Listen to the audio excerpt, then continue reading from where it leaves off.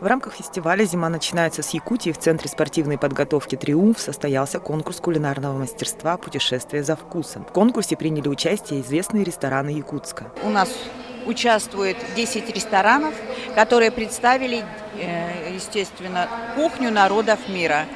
Вы, наверное, видите, что они у нас все в национальной одежде. И постарались именно отразить ту кухню, которую они представляют. Кухни у нас разнообразные, соответственно, жителей города у нас 120 национальностей представляют.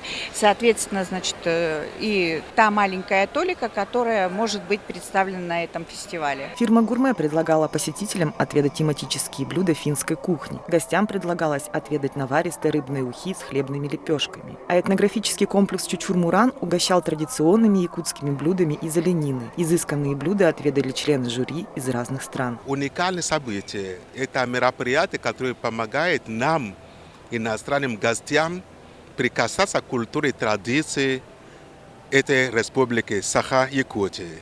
На самом деле этот фестиваль включает в себя много событий, много мероприятий, в том числе фестиваль гастрономии, с членом жюри, которым я являюсь.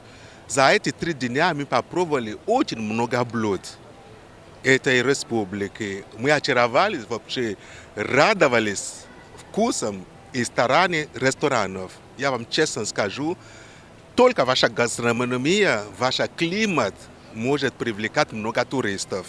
Я объехал весь мир, я увидел много своей жизни, я пробовал много кухни, много блюд из разных стран. Но ту уникальность вашей гастрономии нигде нету. По словам Натальи Беляковой, эксперта Российского экспортного центра «Гастрофестиваль», это самый простой и интересный способ для туристов узнать о стране. И благодаря таким мероприятиям о Якутии узнают люди из разных стран и захотят сюда приехать. Светлана Табалаева, Спиридон Лопатин, Якутск ТВ.